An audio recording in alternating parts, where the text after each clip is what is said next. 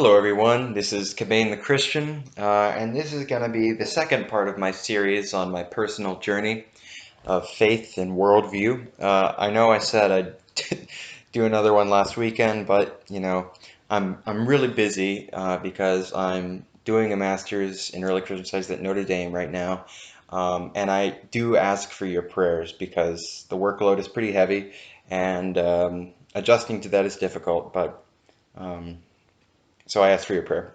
Anyway, when we left off last, I had described my crisis of faith, discovering the case for Christ, discovering some early apologetics, getting smashed in internet debates with atheists, falling in and out of despair. And I said, in the late summer and early fall of 2007, I discovered a website which changed everything. And that website was tectonics.org by J.P. Holding. Now I should say, before I go on, I've come to disagree very strongly with Holding on a number of issues related to orthodoxy, yes, also related to his emphasis on the context group, whose work I don't think is as great as Tectonics argues, but I will be forever grateful to J.P. Holding because he does have some excellent material on his site, and it was a huge help to me. Now, I mentioned that one of the driving factors in my crisis of faith was the historical arguments that atheists would use at that time. I mean, they're still kind of passed around on the internet, but I do feel like they've declined a bit since the information on the internet has increased. But the argument was that Jesus' life story parallels in excruciating detail the life stories of various pagan gods like Mithras, Attis, Horus, Dionysius, Osiris. The idea that these gods were all born of virgins, they had 12 disciples, they were baptized, and they were crucified and raised on the third day.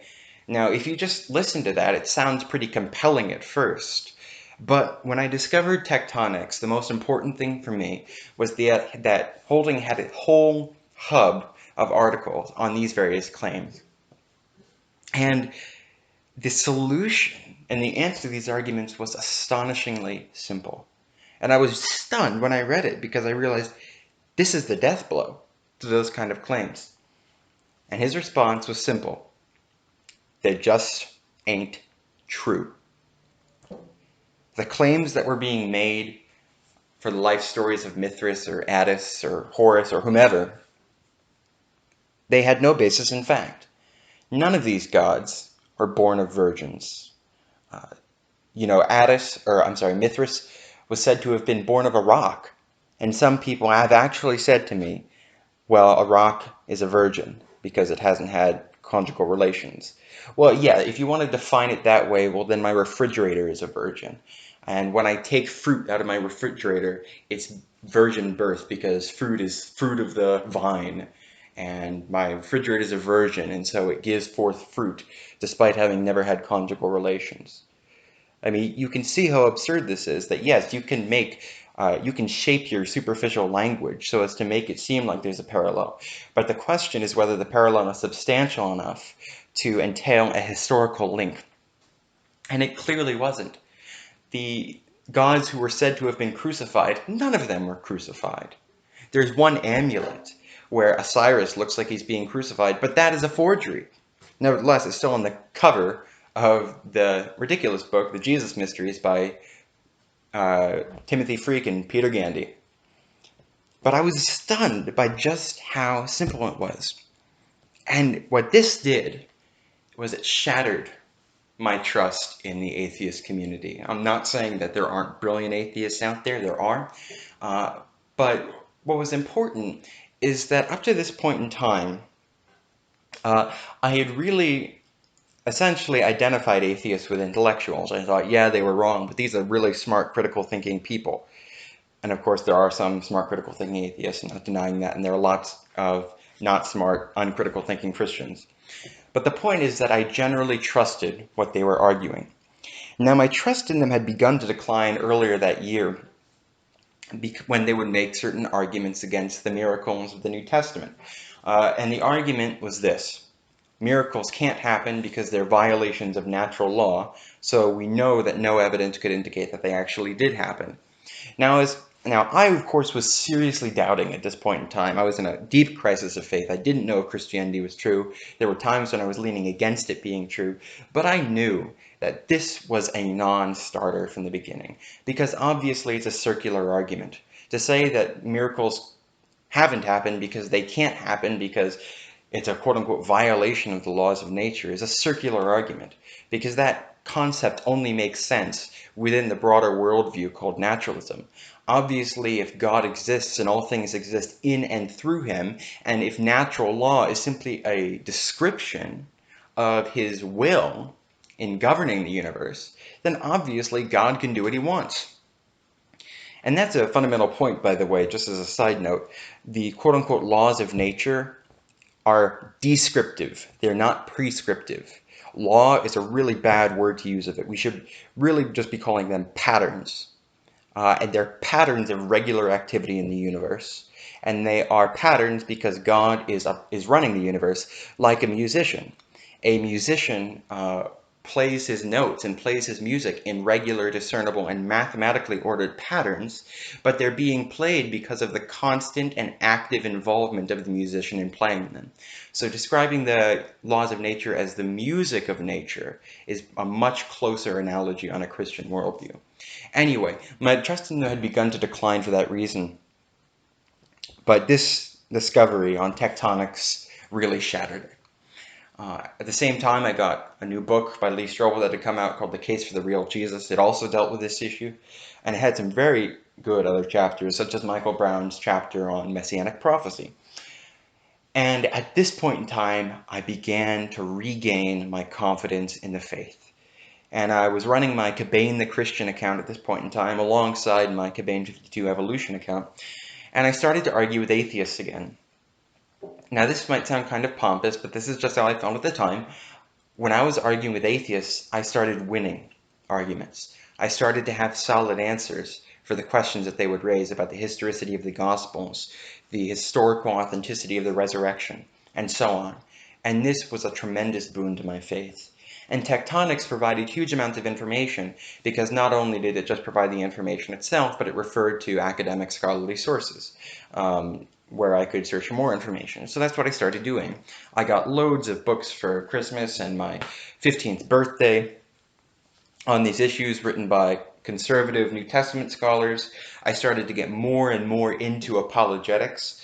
And so I got really into that, and I actually started to lose my interest in evolution, and I kind of formally closed down my Cabane 52 account the next year in, I think it was actually 2009, so about a year and a half from that point. The one thing that I remember shamefully in this period of time is that I was just an ass. I mean, if any of you were around during that point in time, you remember just I was insulting to my atheist opponents. I was not kind. I did not reflect the love of Christ. And I don't want to blame J.P. Holding, but I mean, he would argue that it's okay to use riposte and kind of mockery in arguing with other people. And to some degree, that's true. But I think I really took it in a very crude sense, where I'd just be calling people buttheads or pea-faces and think that this was some kind of brilliant mockery. And all it did was turn people off, and it made me look like a stupid, arrogant kid who thought he knew everything, which is kind of what I was at this point in time. But I made my apologetics videos. I was more and more into these issues than I ever had been before. And I began to think seriously about Christian theology. Now, I should say, before I say anything else about my interest in Christian theology, that while I was an evangelical, I was not a very good one. I did not go to church frequently. Looking back on it, my logic seemed so absurd, but it seemed to me a good excuse then. I said, there's no reason to go to church because the only reason that can be suggested is fellowship, and I already have fellowship at school because I went to a Christian school. And I guess in some sense there was some kind of logic to it, because, I mean, in a low church evangelical setting, the Lord's Supper was celebrated once a quarter. And the Lord's Supper, in my understanding now, in the Orthodox understanding, the Catholic understanding, is that which creates the church. You partake of the body of Christ, you become the body of Christ. And the liturgy is the highest work that God does through man on behalf of man. But as an evangelical, I didn't believe that. And frankly, I didn't even really consider that evangelicalism might be false. Not just that I dismissed Catholicism, but that I really had no clue what Catholicism was. I mean, I knew they believed in the Pope and something about Mary. I didn't understand the issues relating to justification by faith alone. And so I was a Protestant by convenience. I should also say around this time, my biblical knowledge was abysmal. My principal use of the Bible was as an apologetic tool. The Bible is true, and the ultimate aim of all this stuff is to demonstrate the Bible is true, because that means Christianity is true. But I had not read the whole Bible. I'd read very little of the Old Testament. What little I read, I did not understand, outside of the straightforward, at least by appearances, narratives in Genesis. I'd read the 4 Gospels, but I hadn't read the rest of the New Testament very much. I mean, I'd read Revelation, didn't understand a word of it. I read some of the epistles of Paul, didn't understand them. But so my understanding of Christian theology was very, very shallow at this point in time. One person did ask me, I think maybe I was 14 or 15, whether I was a Calvinist or Arminian. And I actually had to look those terms up. And this is an embarrassing fact, but I looked them up and I looked at Wikipedia and the arguments for and against. And I saw that Ephesians 1, according to Wikipedia, mentioned predestination. So there you go. I was a Calvinist. And I was, the epitome of cage stage Calvinist in a sense. I mean, I was a jerk to other people about it. But weirdly, I was very ecumenical. So I just thought Catholics were fine. Didn't know very much about Orthodox, but I thought they were fine. Thought basically all Christians were fine.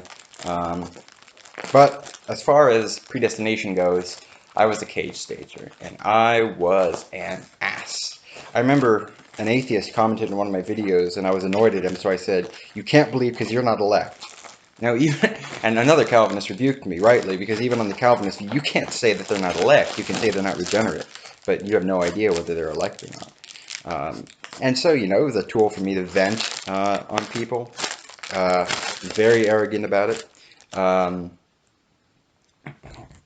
That year, in my sophomore year of high school, we had a systematic theology class, and we worked through a book by R.C. Sproul. Now, this was literally the first time I'd ever heard of imputed righteousness. I just say that to show you just how ignorant I was theologically. But in class, we had Calvinist versus Arminian debates, and I remember we had our laptops in class, and I literally typed into my Bible program predestined to try to find a verse that said predestined. And so I recited that as if I was super knowledgeable about the issues. But of course I wasn't. I mean, I was just a silly cage stage Calvinist who never read most of the Bible, didn't know anything about Christian theology, had kind of a basic understanding of penal substitution. I didn't really know anything. At this point in time, I was also reading Tectonics, and I read a couple articles called Myths About Christianity. And I would say when I was 14, so this is before I became a Calvinist, this is the first time I'd ever heard about the resurrection of the dead at the end of the age. That the ultimate goal was not just to go to heaven, but to be raised in a glorious body that's like unto the body of the Lord Jesus after his resurrection. And so my understanding of Christian theology was very, very simple at this point in time. But, I was still doing my apologetic shtick, and I thought I was really smart. Started actually reading some of the books that I got. I read part of a book on the deity of Christ, which was interesting. I kind of browsed around the internet just for various stuff that would interest me. But Christianity, though I really believed it, and I still had that personal love for Jesus, at least emotionally, I didn't know what I was talking about. and I was terribly arrogant. I should also say, I think in early 2009, for the first time I encountered Paul Washer, and I'm sure many of you know Paul Washer. He is a Reformed Baptist preacher. Um, I have huge problems with Paul Washer. I think the kind of thing that he teaches about assurance is dangerous and spiritually deadening, because essentially what he teaches is that even though you're justified by faith alone and you're regenerated by the sovereign will of God alone, the only way that you can know you're regenerated and have assurance is if you are growing in holiness. Now, this presents a big problem because, on one hand, if you recognize the depth of your own sin, you're terrified that you are going to hell. After all, if you're sinning that much, how can you be regenerate? On the other hand, assurance of salvation actually would come from looking at your own works and trusting that your own works were sufficient to manifest God's regeneration of your heart. And that's a big problem, because instead of you looking to Christ, who has made objective promises to meet you in baptism and the Eucharist no matter what, it was all subjective introspection. So I would say Washer did play an important role in that for the first time I really actually recognized that I was a sinful person. You know, I had been making excuses. I say, oh, I'm not really arrogant because I'm an INTJ, and INTJs just seem arrogant. That is an argument I really made. So I'm not really arrogant. I don't have to go to church because I have this argument I invented in 5 minutes. And I was an asshole because, you know, Jesus insulted the Pharisees, and so I could just insult anybody I wanted. So that's kind of where I was throughout this point in time. My crisis of faith had really abated. I still had doubts coming from time to time. I would have another crisis of faith later, but as for where I was then, I was all right. Over the summer, for the first time, I actually talked to an Orthodox guy I'd met on the internet. And we talked a little bit, and I said, well, you know, you're Orthodox, I'm evangelical. He was a catechumen at the time. But we're basically both okay. And he said, well, I'm not rejecting that you know Christ in some sense, but I do think orthodoxy is right, objectively, and that these issues actually matter. And I was just struck by that concept, that differences between Christians actually mattered, and that orthodoxy or Catholicism could actually be correct, meaning I had to convert, or evangelicalism could be false. He also introduced me to an understanding of the cross very different from the typical evangelical account of penal substitution. And I'd never heard something this different before. All I'd heard about orthodoxy is that they denied something called the filioque, and they held apophatic theology, which I didn't understand. But I remember walking around the house all day, thinking to myself about this, and then ultimately I was able to put it to the back of my mind. But interestingly, over this summer, I actually started to pray. I mean, really, this was the first time I'd ever prayed for the sake of prayer. And I started kind of making the sign of the cross. I don't know why. It was kind of a compulsion of mine. But I started doing that over the summer, and for the first time in my life, as I mentioned, I was actually thinking about my sin.